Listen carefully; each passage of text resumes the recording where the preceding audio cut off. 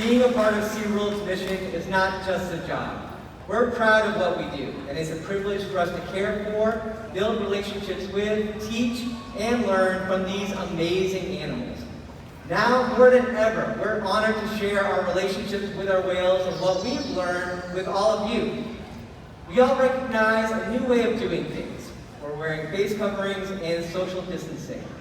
We thank you for your patience and cooperation as we safely navigate through this process. At the end of today's presentation, we ask that you please remain seated. Our operations ambassadors will be on hand to assist with the safe and timely exit of all of our guests. But for now, we hope you'll enjoy Orca Encounter.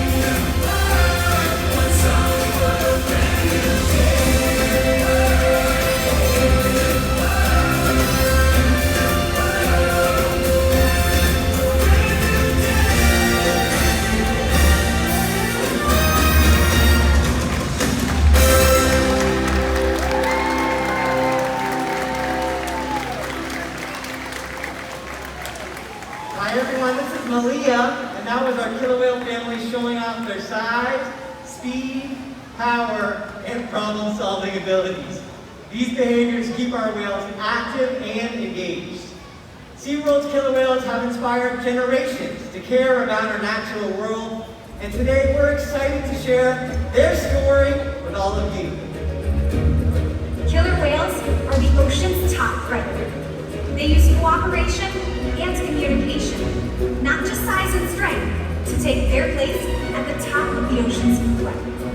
At the bottom are small animals, like krill. At the top, the apex predator, the killer whale.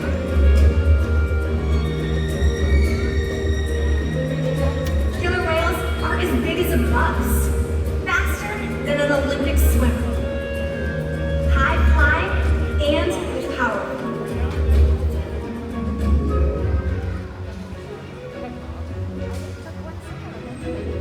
We're going to see all of that today and more.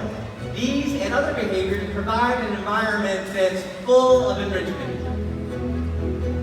We spend days, weeks, months, years building relationships with our whales. This creates trust, and that allows us to do some amazing things.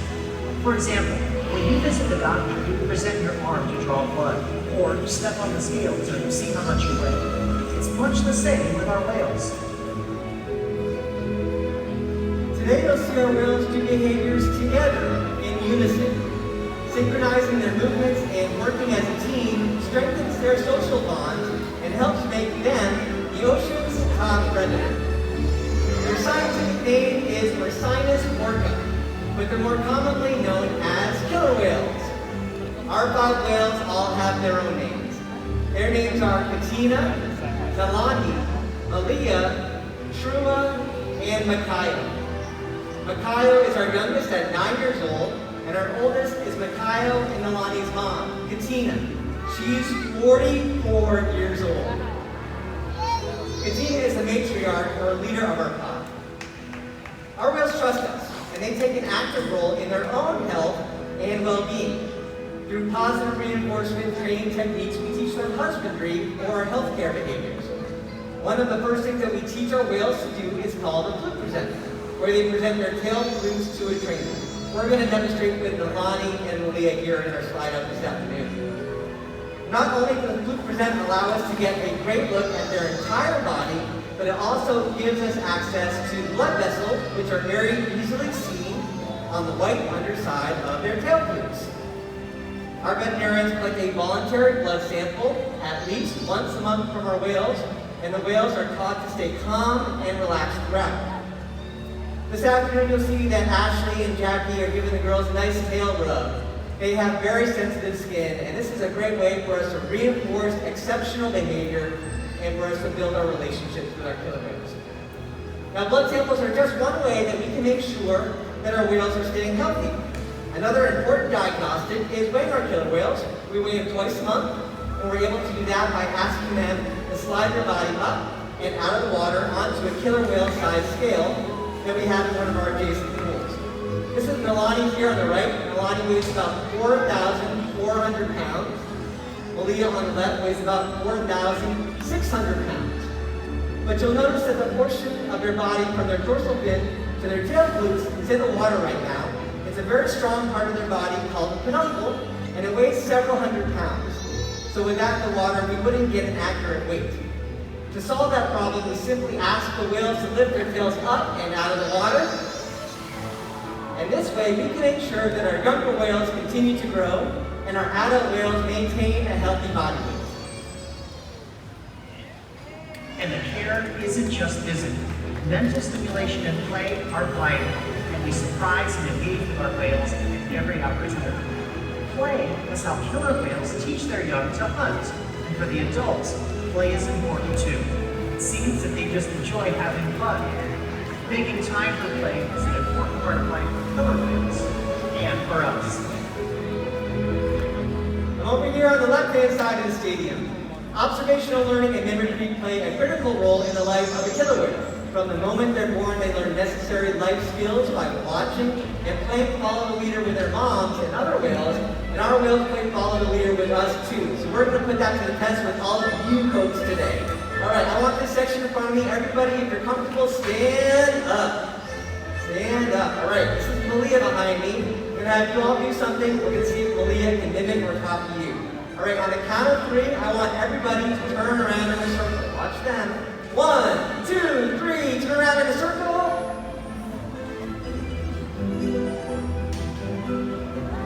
And she got it! Great job, have a seat, very nice. So you can see she's paying very close attention to you. They're super curious animals. Our whales frequently can be seen spy hopping or even jumping completely out of the water to get a better view of their surroundings or while they're playing. So we're going to demonstrate that with a behavior called a sighting bow. It's going to be a jump over at the stage. Are you ready? Set, go! All right, she took the cue. Audience, you all help us out. When Malia does that sighting bow on stage, let's give her a great big cheer.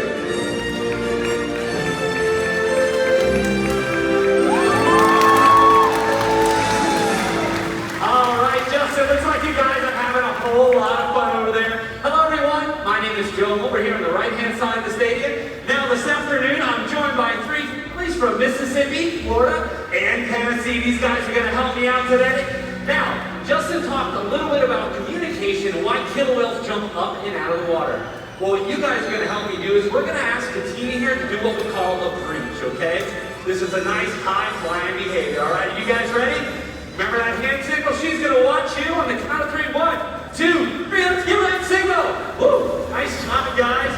Now, important thing about being a kid, we got to keep an eye on a whale, okay? So, Bella, you're going to look at that screen. There's Katina. She's at the bottom, that's 40 feet. She's gonna build up some speed and show you how high she can fly. Oh! It looks like Katina outsmarted you, Joe. Let's give our audience volunteers a huge round of applause. Great job, everybody. Seaworld's research and observation of the killer whales in our care has shed light on many of the mysteries about these amazing animals. For example, we know that the gestation period of a pregnant killer whale is about 17 months. That's information that would be impossible to obtain out in the wild.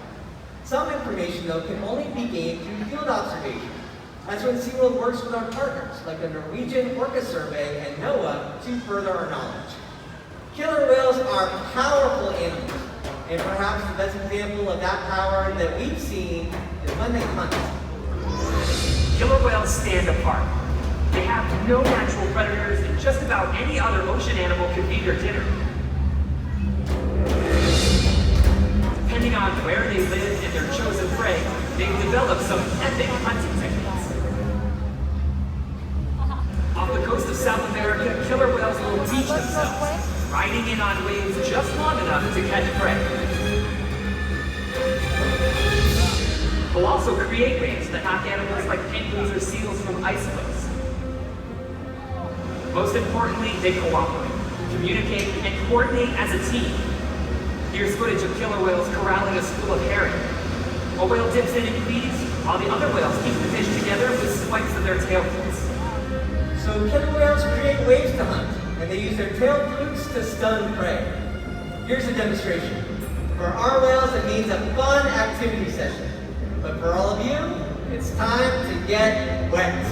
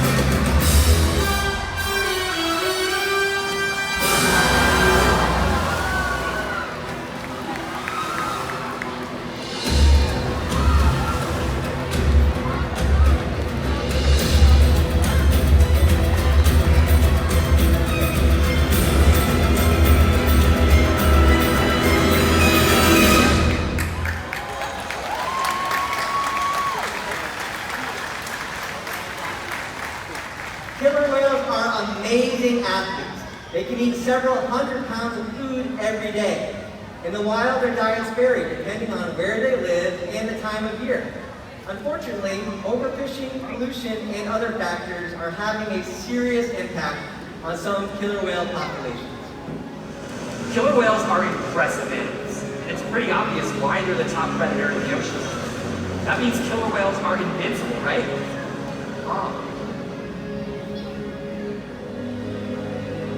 Killer whales depend on a plentiful food source and a clean environment. They're completely dominant, yet completely dependent. When it comes down to it, killer whales are not the most powerful animal in the ocean.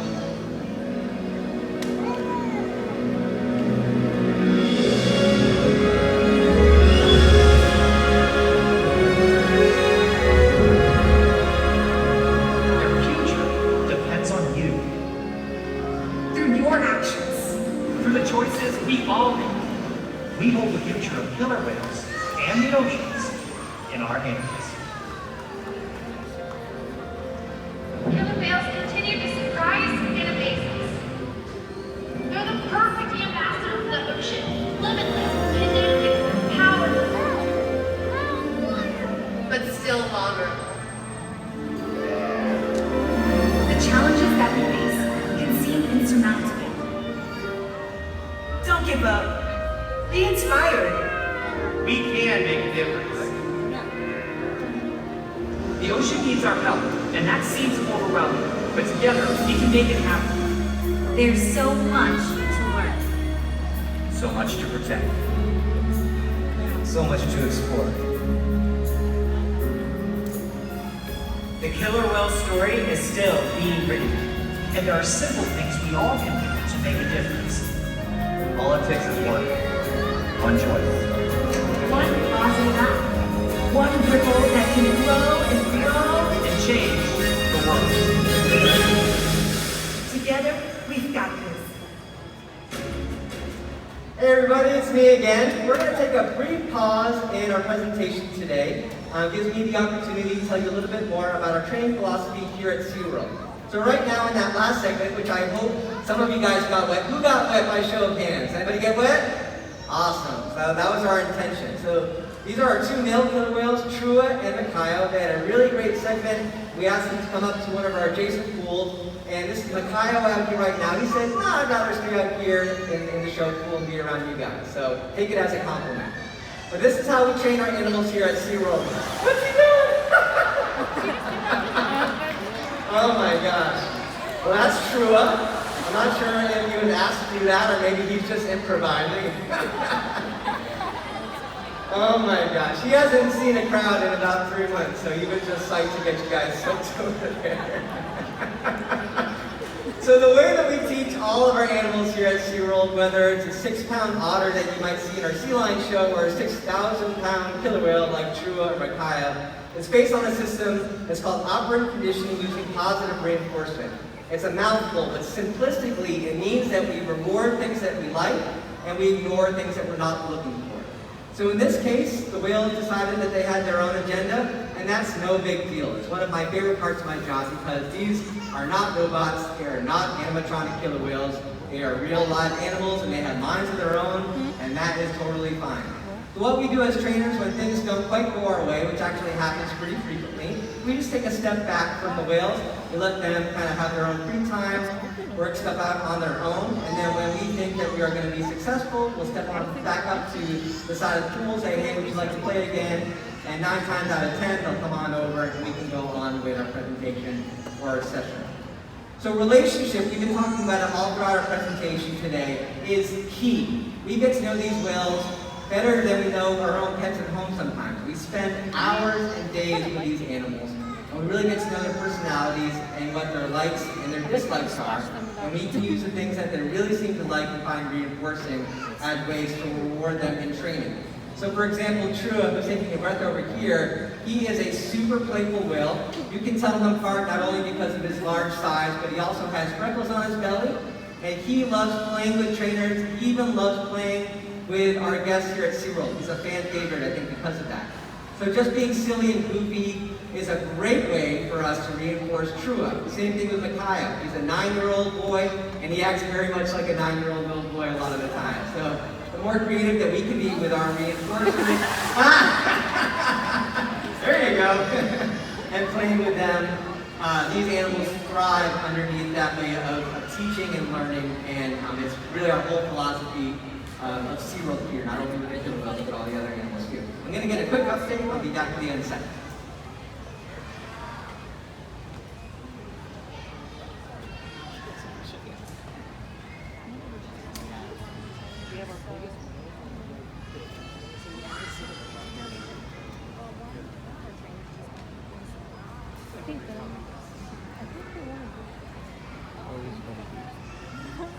All right, we have a plan. So we're on plan B right now.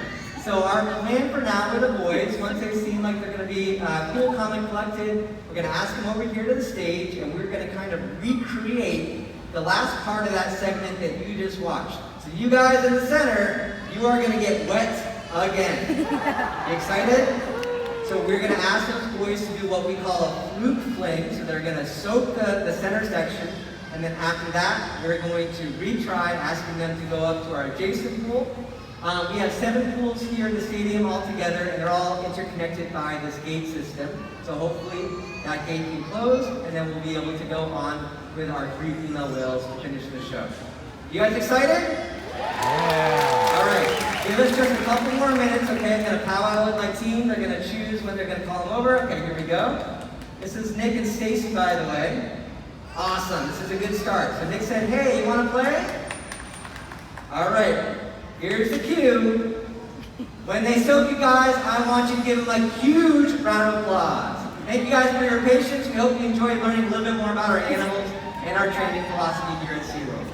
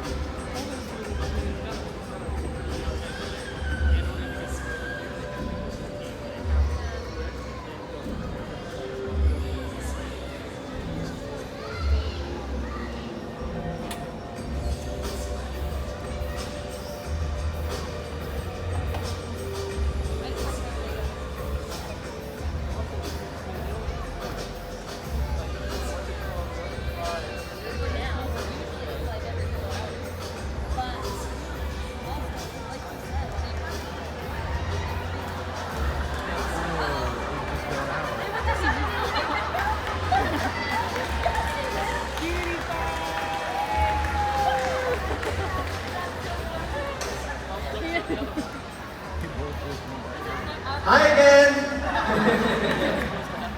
So, you win some and you lose some. And in this case, we asked the boys to come up to the adjacent pool. They said, no, not right now. So as trainers, what we'll do is just be making the decision to just let them have the front pool and do their own thing. Unfortunately, we're going to have to end our presentation prematurely since the whales have their own agenda.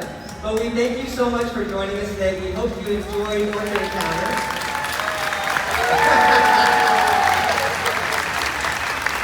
Alright, thank you. For your safety, we ask that you stay seated. Our operations ambassadors are located throughout the stadium, and we are going to exit the stadium one segment at a time so that we can all maintain social distancing, keep everyone safe and healthy. Can everybody wave your flag so that they can see you? So we've got some big flags out there. So our operations ambassadors are going to come to you. When they come to you, it'll be your turn to lead. We ask you to please exit one row at a time, and our ambassadors will let you know which exit to lead from. Sound good? Okay, we're going to start over here on the lower right-hand side and the lower left-hand side. Thank you guys for coming.